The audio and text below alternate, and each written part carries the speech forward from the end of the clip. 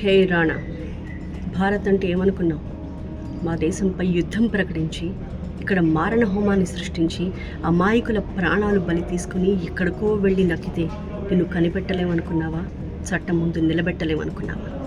తహవూర్ హుసేన్ రాణా 2008లో ముంబైలో జరిగిన మారణ హోమం వెనక ప్రధాన సూత్రధారి. మన దేశంపై పడిన ఆ నెత్తుటి మరక చెరిపినా చెరిగిపోదు. ఇప్పటికీ ఆ చేదు జ్ఞాపకాలు ఎన్నో కుటుంబాలను వెంటాడుతూనే ఉన్నాయి. 2008 నవంబర్ 26 ముంబైలో మారణ హోమం జరిగింది. ముంబైలోని Taj hotel, Nariman point, Chhatrapati Shivaji terminus, Chabad house, ఇలా అనేక ప్రాంతాల్లో ఏకధాటిగా జరిగిన టెర్రరిస్ట్ అటాక్లు 166 మంది ప్రాణాలు కోల్పోయారు. 10 మంది ఉగ్రవాదులు జనాన్ని పిట్టల్ని కాల్చినట్టు కాల్చిపడేశారు. అయితే ఎంతో తెగువ ప్రదర్శించిన మన పోలీసులు ఆ టెర్రరిస్టులలో కసబ్ని సజీవంగా పట్టుకున్నారు. అతన్ని విచారించిన తర్వాత ఈ కుట్ర వెనక ఇంకా ఎవరెవరు ఉన్నారు అన్న కూపి మొత్తం లాగగలిగారు. ఫైనలీ 2012 నవంబర్ 21న కసబ్ని ఊరి తీశారు. అయితే ఈ మారణహోమం సృష్టించడానికి సరిగ్గా వారం రోజుల క్రితం ఇక్కడ రెక్కీ నిర్వహించాడు రాణా. ఒక ముంబైయే కాదు, అనేక ప్రాంతాల్లో రెక్కీ నిర్వహించి ఆ తర్వాత అమెరికా వెళ్ళిపోయాడు. అయితే సరిగ్గా సంవత్సరం తర్వాత అంటే 2009 అక్టోబర్లో FBI అధికారులు వేరే కేసులో రాణాని అదుపులోకి తీసుకున్నారు. ఆ కుట్రలో అతని పాత్రని ప్రూవ్ చేసి 14 సంవత్సరాల జైలు శిక్ష విధించారు. అయితే విచారణ నిమిత్తం తనని భారత్కి అప్పగించొద్దు, తనకు అనేక అనారోగ్య సమస్యలు ఉన్నాయి అంటూ US సుప్రీంకోర్టు ముందు ఎంతో మొరపెట్టుకున్నాడు Rana. But in vein.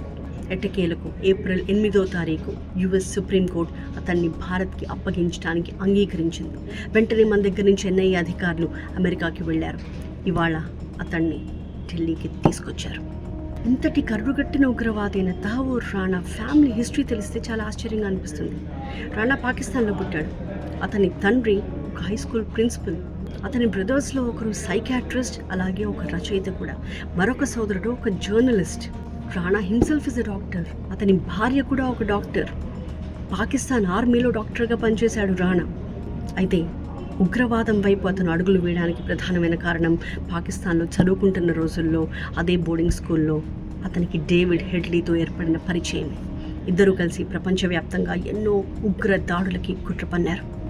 Pakistan నుంచి కెనడా వెళ్ళిపోయిన రాణా అక్కడ సిటిజన్షిప్ తీసుకున్నాడు. అక్కడ అనేక బిజినెస్లు చేశాడు. ఒక ఇమిగ్రేషన్ కన్సల్టెన్సీ నడిపాడు.